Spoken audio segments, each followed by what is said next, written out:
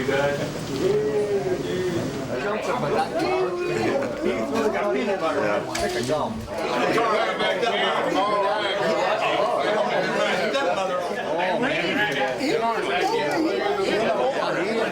I tried it on me, but big on me, I knew it fit you.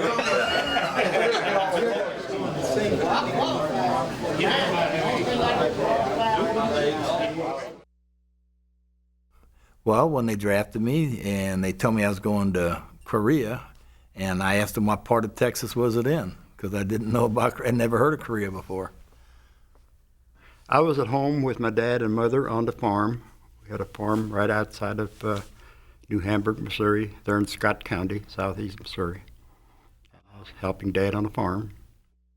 We didn't really know too much. As a matter of fact, they told us that we were going over there just to make a show of force. My mother and father didn't know what was going on either, because they had to sign the papers or they wouldn't have never signed them.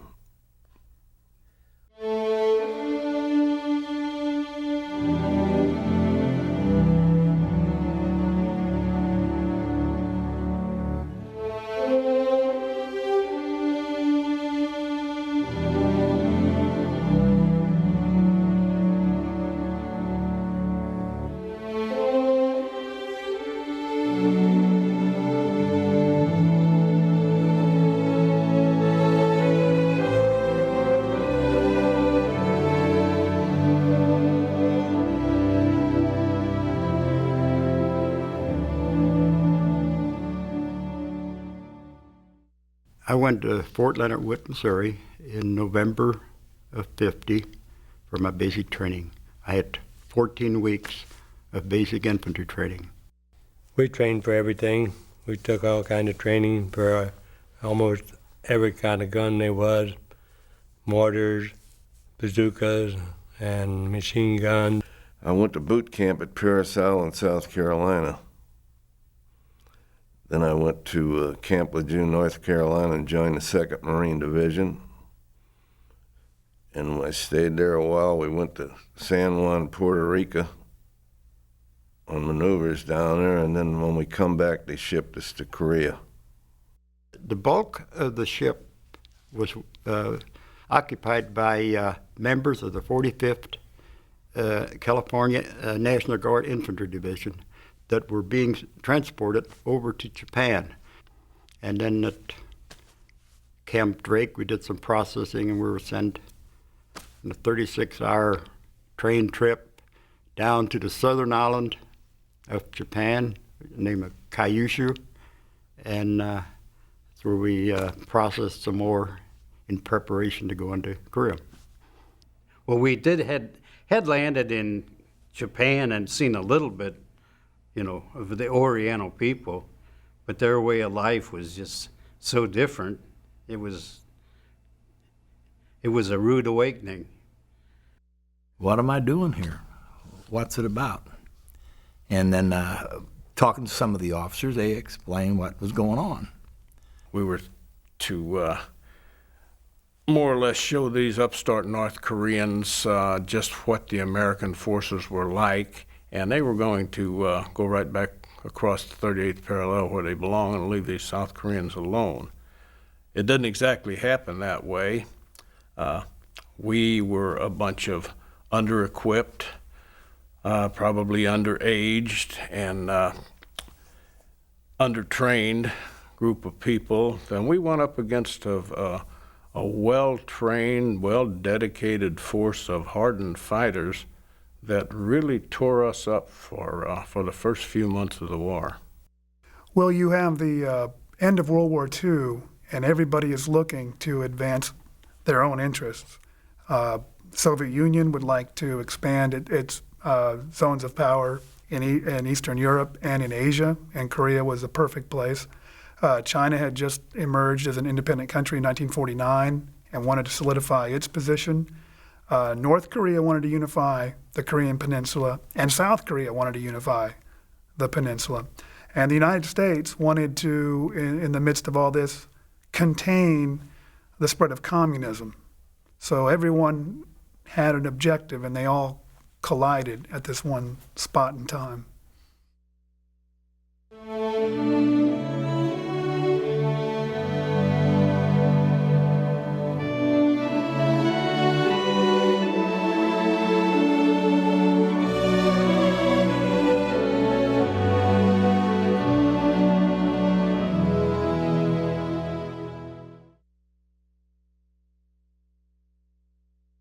Busan, Korea.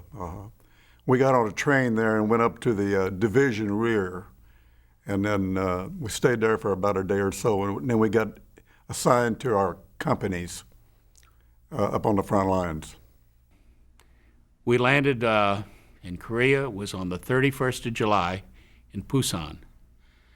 I remember we slept overnight on the docks after we disembarked, and it was the next day that another troop ship arrived, and came from San Diego and was with the 1st Marine Brigade.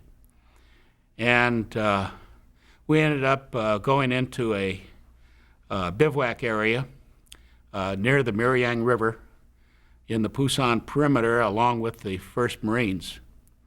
Well, I remember the guys that were replacing us going out on their LCVPs to get back on the ship, waving handkerchiefs and saying, "You'll be sorry," and all that kind of stuff, you know.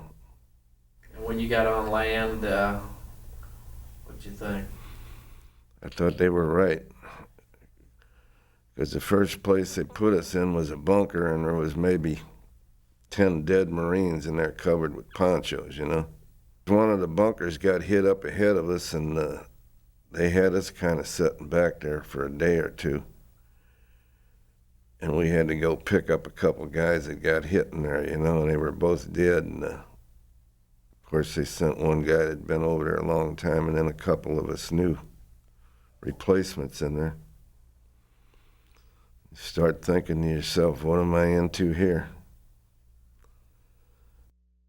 And at the 38th parallel, we stayed there for, a matter of hours while we dug in, set up forces, set up our defenses. Then I looked across the field, and I saw just people and people and people. It was overwhelming. So many people were coming towards us.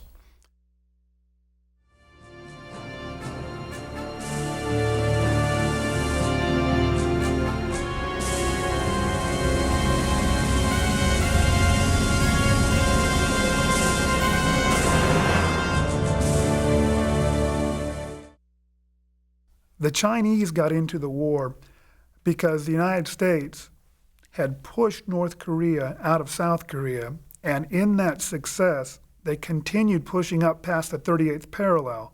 They turned the tide of the war, and they thought that they could actually, instead of just maintaining the sovereignty of South Korea, could now unify the entire Korean peninsula. And that's what brought the Chinese in. They were very skittish about an American presence on their border. They were getting power from the North Koreans. And this was a new communist country that had just gained its independence, and they were very determined to meet any challenge to their independence. At one time, we were fighting, I'd say, tooth and nail for every bit of ground that we could handle, that we could possibly take.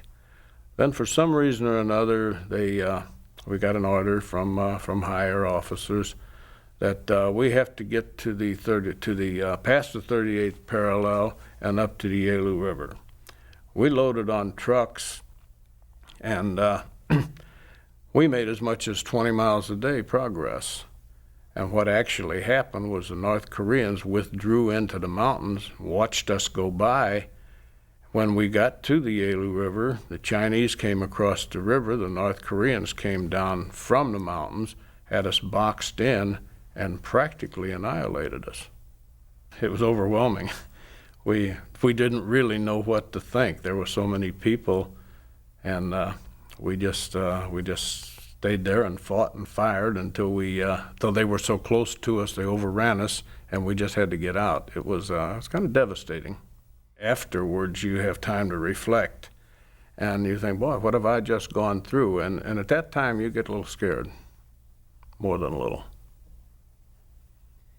The Chinese really changed the nature of the war, and it provides a traumatic experience for the Americans because they'll just literally be waves of Chinese pouring across.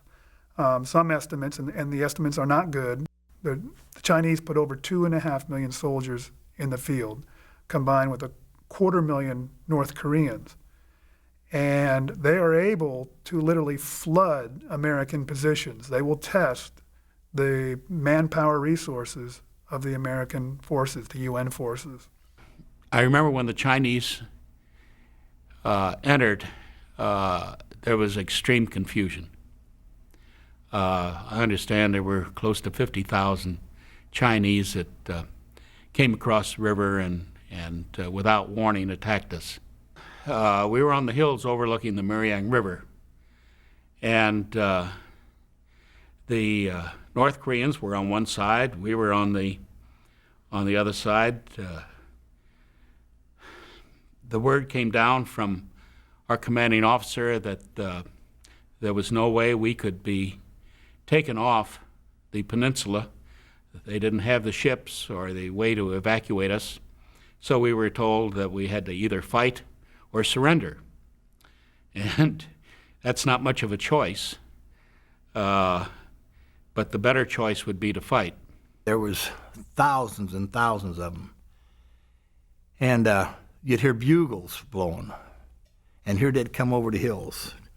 And a lot of them didn't even have weapons. You know, a rock in their hand or a club, didn't have a gun or a knife or nothing. And they would just swarm you. And you'd be mowing them down, and this one would fall, and the other guy'd grab his weapon and keep on coming. And they'd just swarm all over the tanks. And we would turn our turret motor on and level the gun barrel and swing it around, use it like a baseball bat, and start backing up. That's all you could do. There was thousands of them, and they were sending to be slaughtered if they were. And it wasn't a pretty sight. It was unreal. The carnage, dead Chinese, the equipment banged up, turned over, even oxen that they had used to pull their equipment down. It was just unbelievable how much stuff there was laying in this valley, which to me showed the effect of our mortars, artillery, airplanes, and the infantry, what they had accomplished. It was pretty bad going up through there. It was hard to imagine what they went through. And we had it bad enough, but not as bad as they did, as far as I was concerned. They tended to fight at night because they didn't have air cover that could allow them to fight during the day. Americans held superior air power. And they tended to try to sneak around positions and attack from all sides. One of the aspects about the frontal assaults was as the Americans focused on these huge waves of attacks, the Chinese were slowly trying to envelop a position. And that's how they expected to dislodge an army that was armed with better weapons and held better positions. You really didn't hear a lot at night. But the enemy communicated a great deal with bugles. And I think the eeriness of it was you would hear the bugles, and then it was pitch black. I guess just to try to scare you, you know, that's the way they'd come in, screaming and blowing bugles, and after a while it gets to be funny, you know, because you know they're coming. They almost let you know they're coming. But it's scary. Well, I'm not going to deny that. Very scary.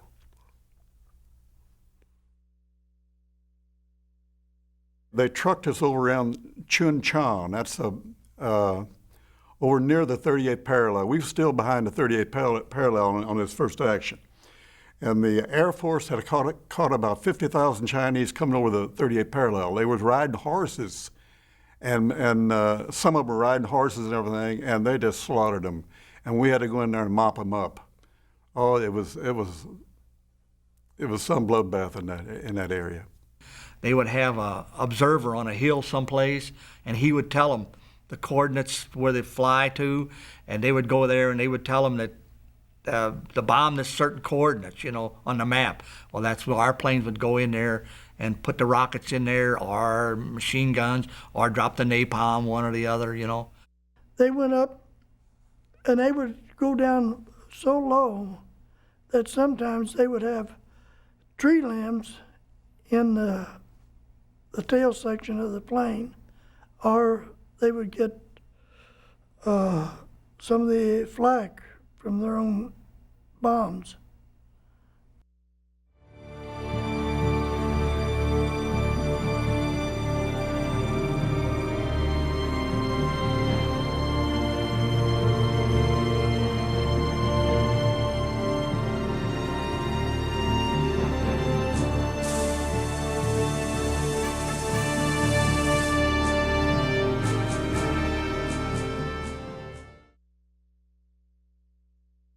Well, it was torn all to pieces all day. Everything was blown up. There was the enemy trucks and tanks had all been destroyed. They was laying beside the road, burnt out, and all the houses were torn. It was just, trees were blowing up. Just everything just blown all to pieces. Countryside, when I was there, it was bare. There was nothing green left. It was completely from shells and bombs and napalm and that. It was just dirt. And we didn't see a whole lot of civilians. We did see some that'd be moving back, going back, some of the old Papasans and their families. Seemed like destruction was all over. Right, the areas that we were in around Incheon and the road to where the repo depot was, I believe it was Yongdong-po, and we got into that area, which before the war had been pretty much industrial sector there, and it was just total destruction. It was just a natural battlefield, and there was a lot of incoming rounds coming when we got there, but along towards evening it slowed down, and we were pretty well hunkered down in these trenches.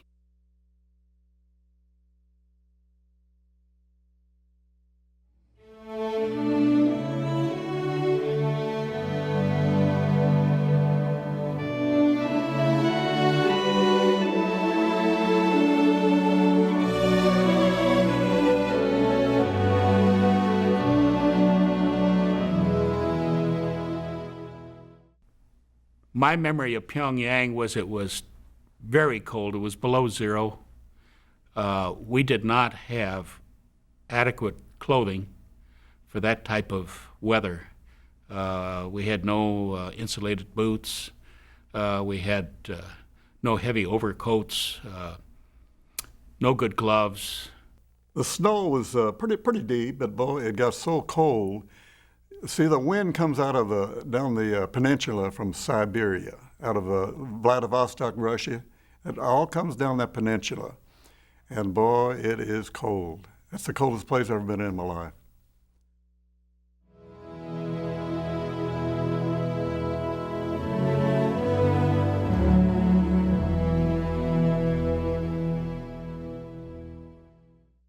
Food was sea rations left over from the Second World War. They were anywhere from 5 to 8 years old.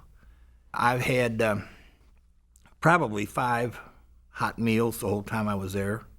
And I remember eating cold corned beef hash. No coffee or nothing. The government at that time didn't know, I guess, that cigarettes kill you just as much as as the bullets would. And they gave us a pack of cigarettes every day. That came in our sea rations.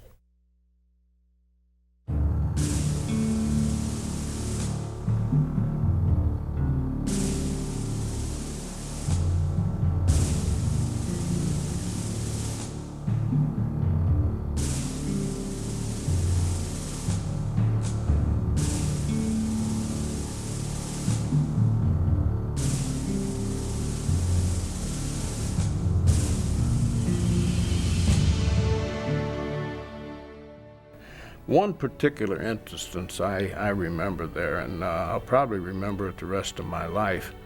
We were walking out over the mountains, and my company commander, his name was Captain Marks, and incidentally Captain Marks retired as a Major General, and I think if anybody deserved to be a Major General, he certainly did.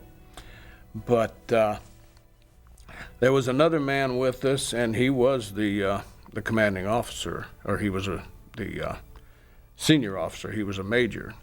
He was from a different company, but he just happened to be with us.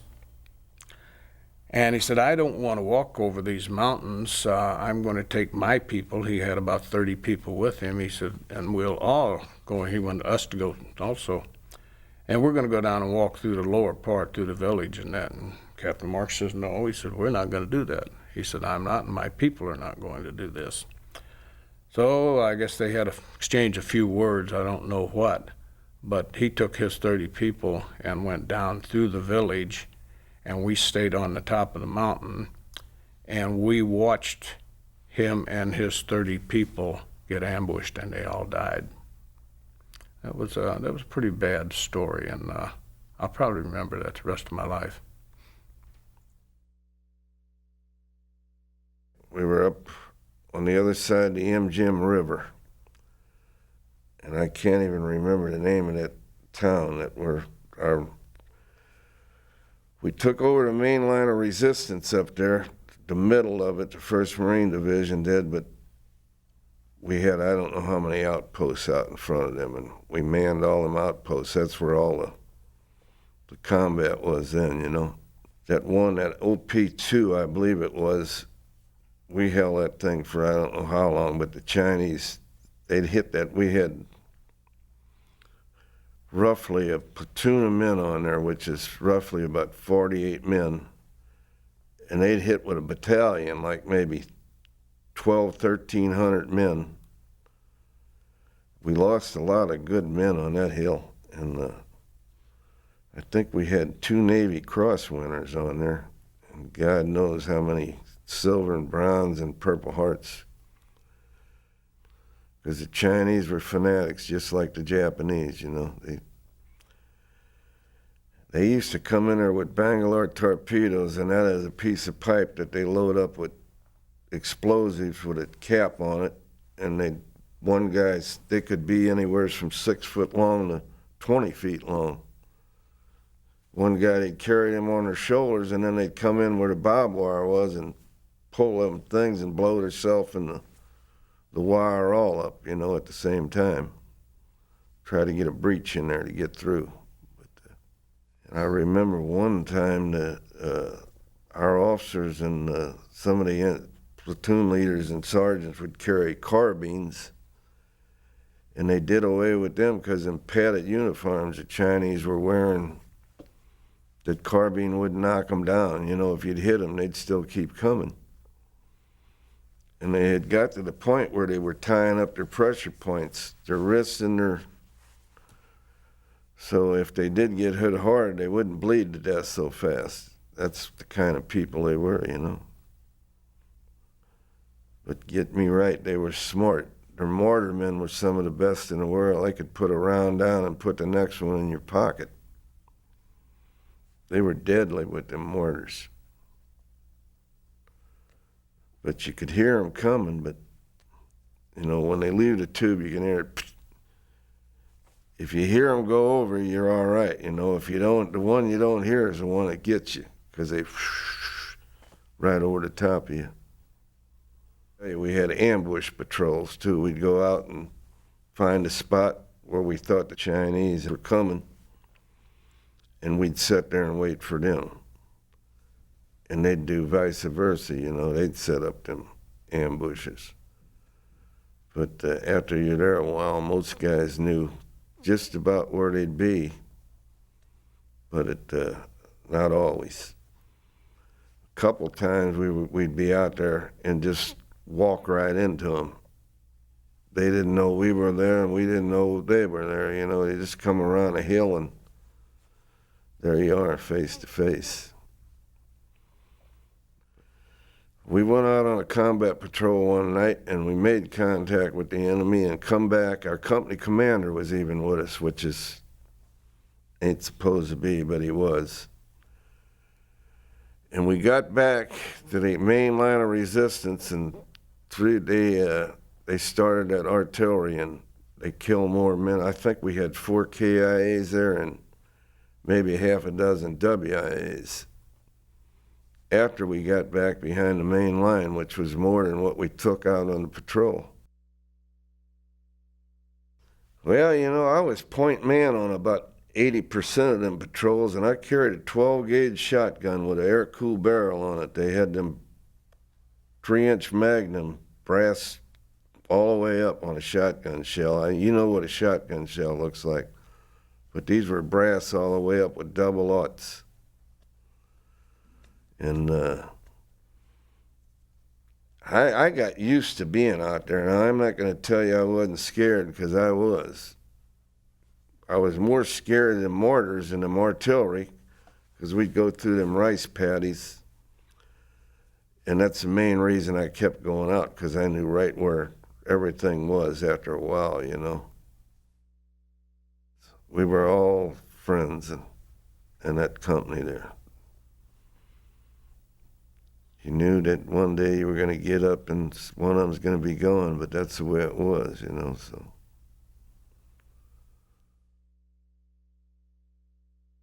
You're in with a bunch of guys, you know, and they keep going, you keep going, and you try not to think too many negative thoughts. Just think positive and think you got a job to do, and we're going to do it, and we're going to win. You know, that's kind of the feeling that I had, and just try to survive is another thing, you know. When some of my buddies would get hurt, I couldn't stand if there was help in the area, medics around. I couldn't stand to watch. I had to leave. You know, and I didn't know if I would break down or whatever, you know, and I just didn't want to take a chance of. I know some people, you know, just couldn't take it. Period, and they'd you know, have to. I don't know. They just send them back to the rear and discharge them or whatever. But I didn't want to be in that position. I just would rather not, you know, get all the fine details that I really couldn't help anyway, and it was none of my business. I just kind of, other people were nosy. They want to see what's going on, you know. I couldn't handle that. I had to kind of back off. I was a sergeant at that time, and I had about, let's see, I think there were 4 or 5 fellows that were assigned to me, and we were taken by jeep down to the railroad station. And when we got down there, there was they had appropriated a North Korean engine. We got on that train, and for 3 days, we blew up bridges from Pyongyang, railroad bridges from Pyongyang all the way down to Seoul, and we provided cover for them, because as we were moving south, the Chinese were coming south also. I was very lucky with that, because we lost about half of our division. The 2nd Infantry Division pulled rear guard action for the 8th Army. And if you're familiar with the terrain in North Korea, the mountains run north and south. And so the 2nd Infantry Division would try to hold the line for one day while the 8th Army was pulling back. Did not have the opportunity to retrieve the severely wounded, and we had a lot of POWs. A lot of men had to be left behind. And we'd withdraw another day, and they would pull back and take a stand. And this went on for almost a week, and until they got back to Seoul. We lost, out of that division, almost half of the division. Standing about as far from here to that canvas there, when a bomb went off and got him, and he was the hardest one, because I knew a little bit about him. He was married and just had a baby that he never saw, and that was really the roughest part of that. over there.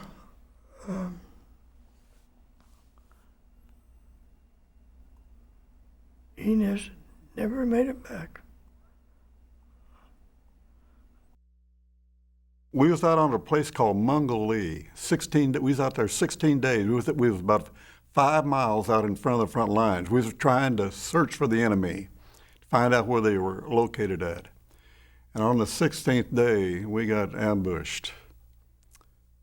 And I'll never forget that day.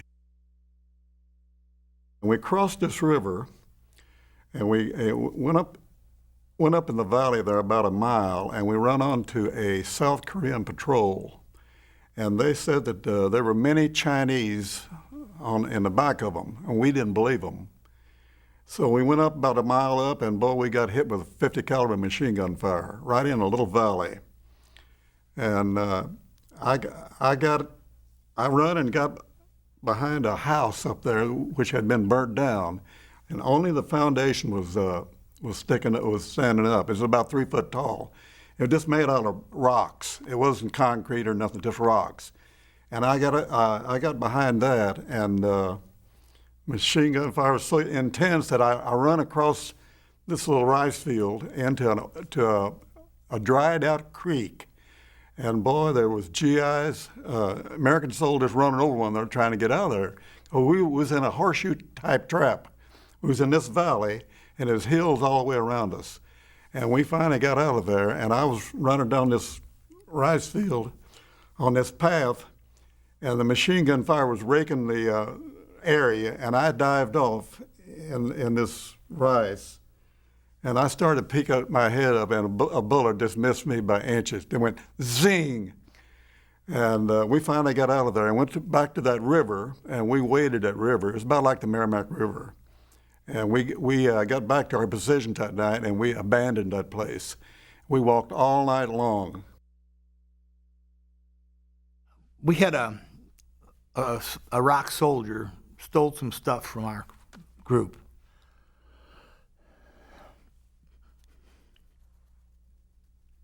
And I caught him. And we were told to turn him in because they were taking stuff that we needed. So I turned him into my officer. Our officer took him to his officer. And then they brought him back and had to stand there, and they stood him in front of us from here to where that gentleman over there was standing and shot him in the head. To steal and not get caught was an honor. You get rank, but to get caught was death.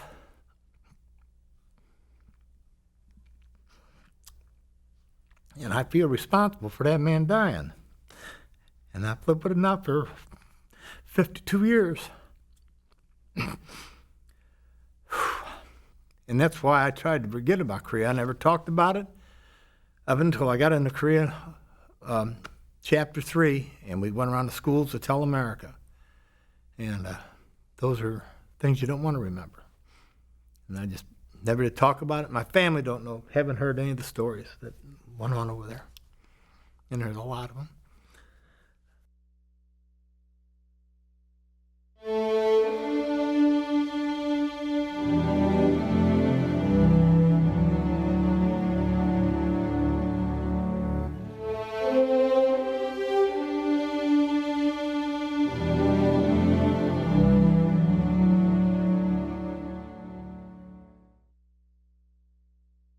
Prison camp's a prison camp. I mean, that's about the only thing one way I can sum it up. I mean, you know, it's hell, and that's it.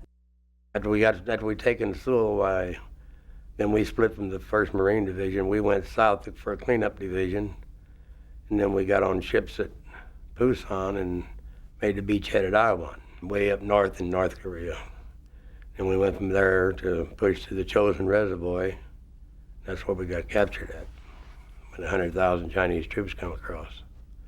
There's just me and another guy together on the tail end of the convoy as we was holding the convoy back end of it down when they overrun us, and you just throw up your hands and quit, you know. I mean, you didn't have no ammunition to fire back anymore, so they put us in a little old hut till the next morning.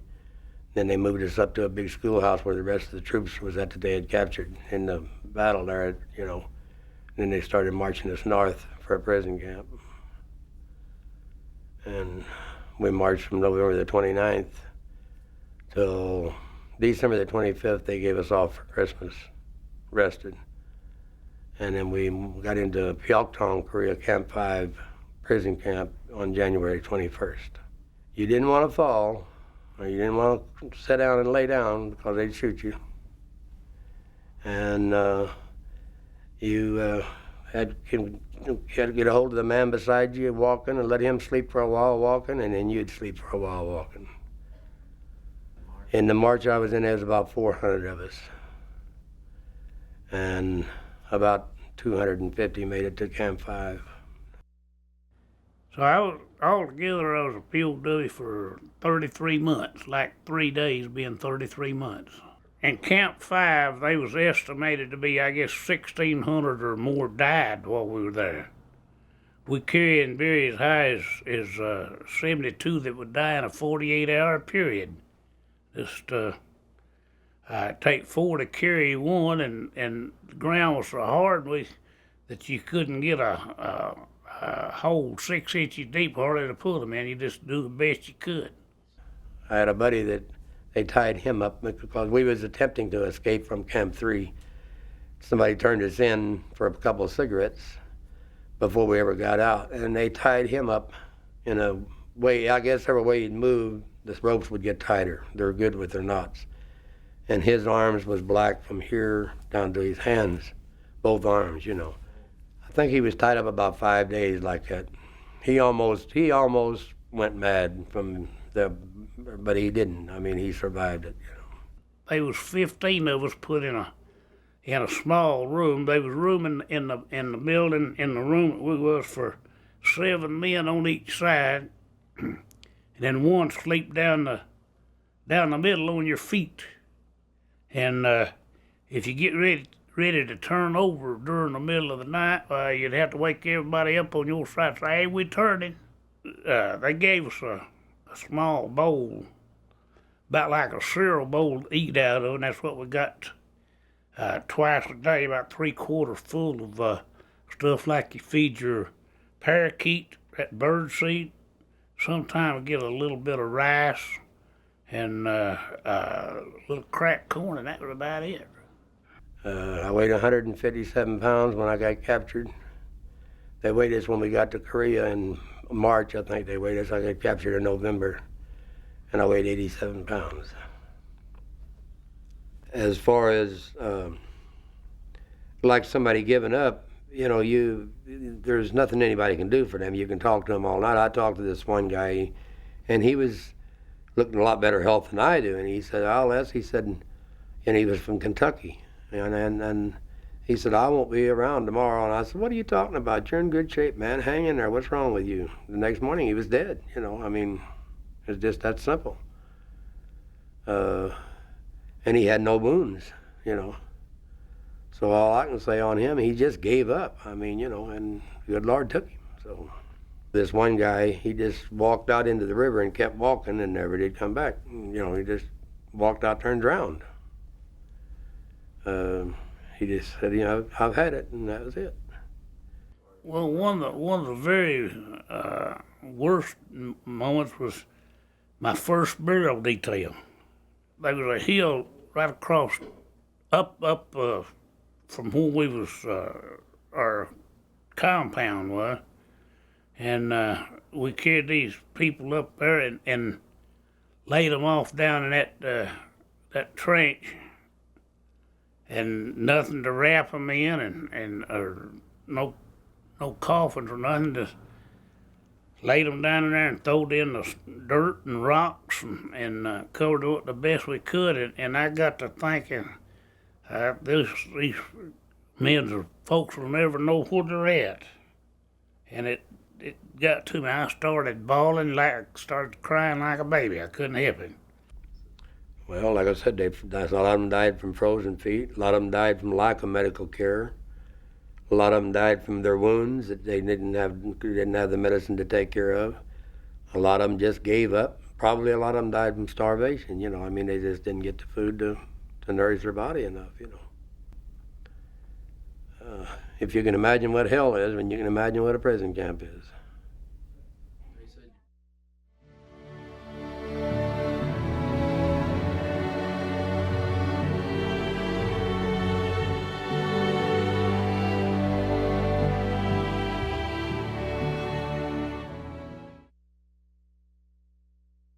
Well, I was up on Heartbreak Ridge in the winter of '51, and we came off of there. We stayed up there almost 2 months, and after I came back, I think it's about a month after I came back, I rotated home.